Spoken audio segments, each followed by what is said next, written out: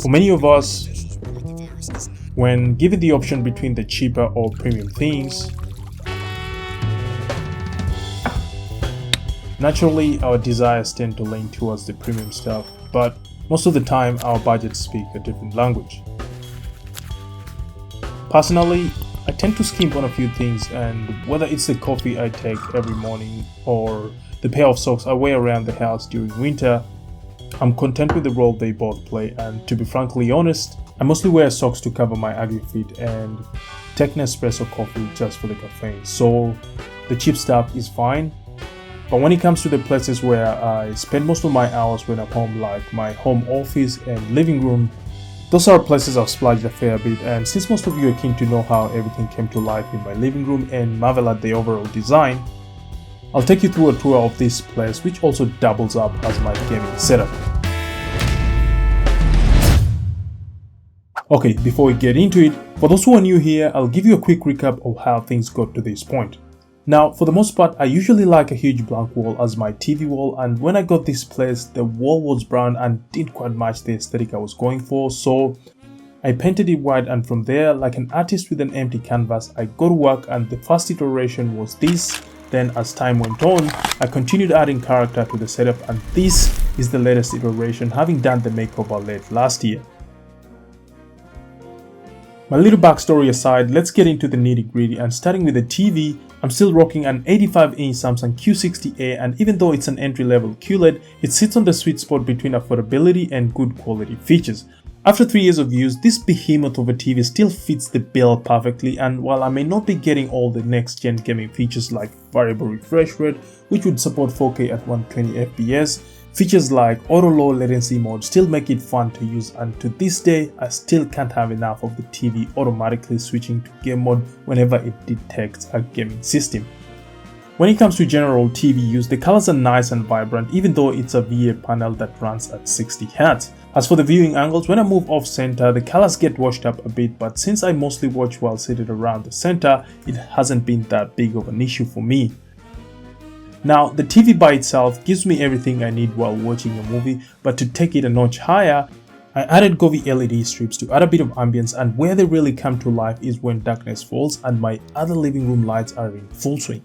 More on the lights a little later in the video.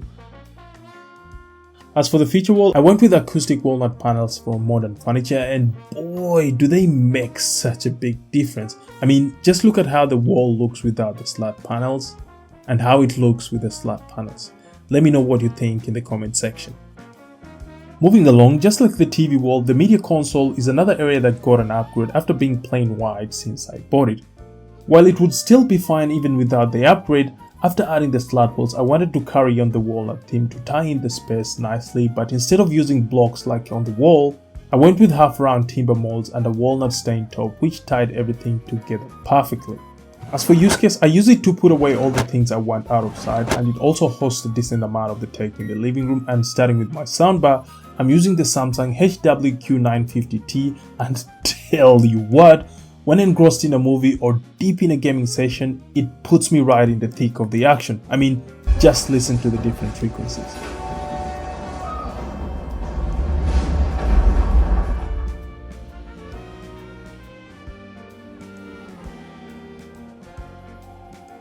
Even though I'm not an audiophile, there's certainly a baseline on what's good and what's not, in which case the fundamental guidelines should always be clarity, detail, dynamic range, and clear separation between the audio frequencies, and the HWQ950T ticks all those boxes.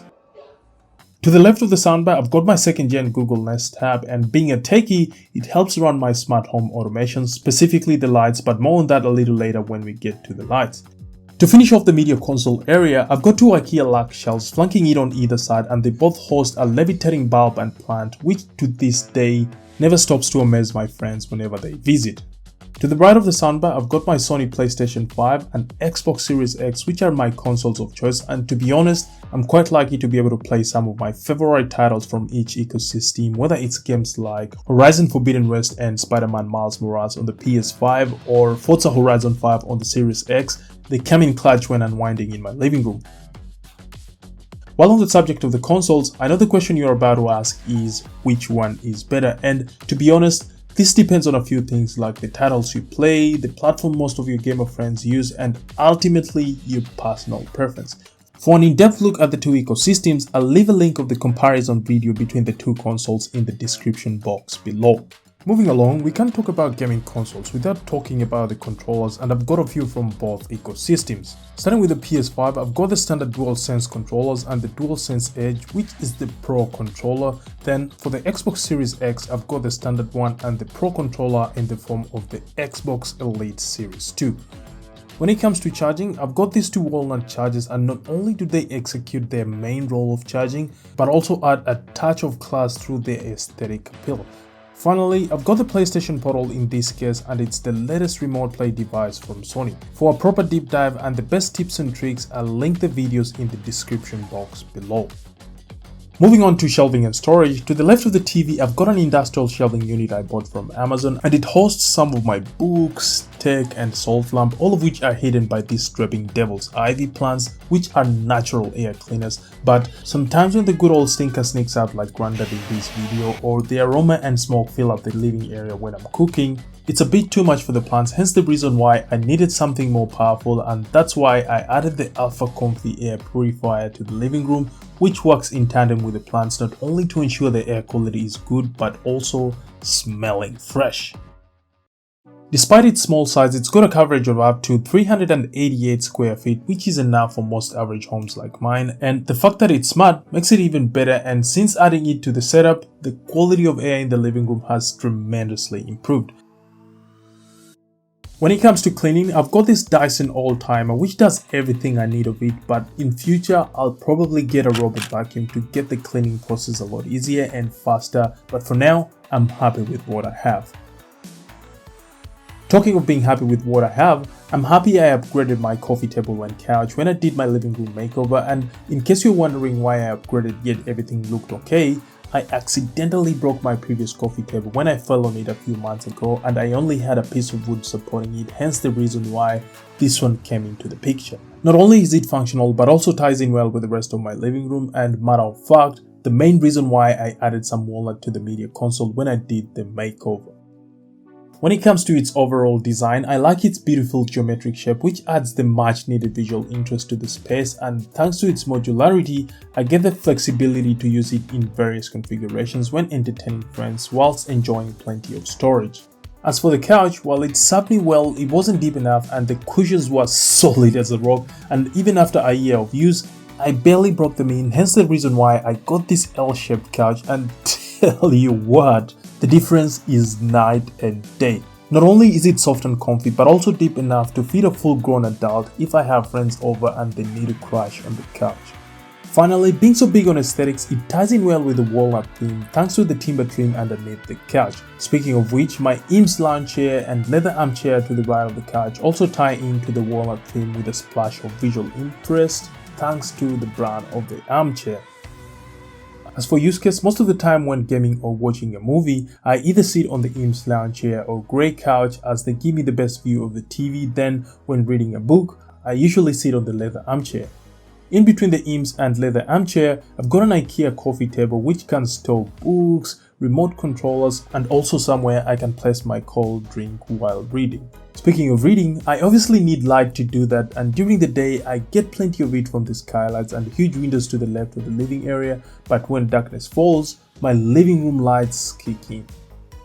Now, unless I really need them, my recessed lights remain off, and for the most part my straight and curved floor lamps, the Govee LED strips on the TV and on the panel, the two park lights on the slat panels, the nano-leaf lines and the salt lamp give me the magic I need depending on what I'm feeling, whether it's the RGB vibe to go with movie night or nice and warm lighting to cozy up the space in the evenings. Speaking of vibe, the smart capabilities of the lights help me control that, and this got me thinking, what if I could control the light coming into the living room at the press of a button or through voice command? Initially wanted to install them when I did the makeover, but had to put the idea on ice for a while since the smart blinds I wanted would have blown my budget way over the limit. Fast forward 5 months later, SmartWings reached out and offered to send me their smart blinds, and I couldn't be any happier. Once they arrived, the installation process was pretty straightforward. I unmounted the old blinds and put them away, then screwed on the mounting brackets for the new blinds, and from there, it was just a matter of pushing them in to lock them in place. Even though they come with tiny solar panels to juice them up when they run low on power, I opted to go for the good old-fashioned way of a USB cord and charging brick, and the fact that SmartWings provides super long charging cables makes it a lot easier.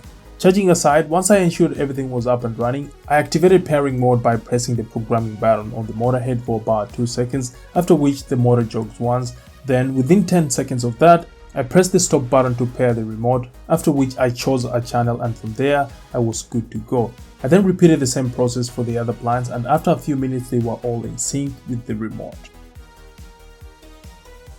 Leaving them at that would have been fine, but being a techie, I had to bring its smart capabilities to life, and this was another easy process given the fact that they are all Matter enabled. So after scanning the QR codes on each of the blinds and adding them to my Google Home Hub, I was now able to control them in a variety of ways, whether it was through Google Assistant like these. Hey Google, close the living room blinds.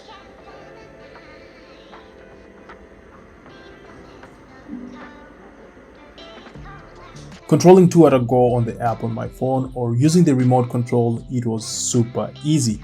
Let me know what you guys think. When it comes to the features, the fact that they are Matter enabled means you can connect them to a variety of smart home platforms, whether it's Apple HomeKit, Amazon Alexa, Samsung Things, Google Assistant, the choice is yours. As for the automation, SmartWings Blinds go beyond just timed and group controls. For instance, Scene Control allows you to customize your shades for different activities, like automatically closing when you say watching movies, or the sunrise or sunset setting, which lets your shades rise with the morning sun and close at dusk, effortlessly aligning with your daily routine. As for the fabric colors, you get a variety to choose from, whether it's white, cream, smoke, midnight, rock grey or biscuit, the choice is yours. But if you'd ask me, I'd recommend something that ties in well with the rest of the setup, and to put that into perspective, I went with midnight, which picks up the grey on both my living room and dining room rugs, resulting in a nice cohesive space. If roller shades are not your thing, you've got the options like cellular shades, zebra shades, woven wood shades, and the list goes on and on. If you're keen to grab yourself one, I'll leave a link in the description box below. Having just talked about how I light up my setup and control the lighting, the other items that visually light up my living area are the plants and decor pieces. To put that into context, here's the setup without the plants, and here's the setup with the plants. If you'd ask me, the grunge and boldness of the tech on its own makes the space look so flat and boring, but throw in the plants, decor pieces like the levitating bulb and plants, and the space immediately becomes a spectacle for the senses. Another item I'd consider a decor piece are the slat panels, and while the TV wall looked okay without it, when I installed them, the overall aesthetic of the living room went a notch higher. Well, there you have it peeps, that sums up my living room and gaming setup tour, and for the first time I can say it's right at the sweet spot of where I've always wanted it to be, and for the foreseeable future I don't see myself changing anything unless the design itch in me comes back really hard. I hope this video inspires and gives you some ideas on how to design and create your ideal living room setup. And if you enjoyed and found it helpful, don't forget to like, subscribe, share, and click the notification bell to get notified whenever I post a new video. To see the entire process, check out this video. Until then, people of the internet, I'm signing out. See you on the next one.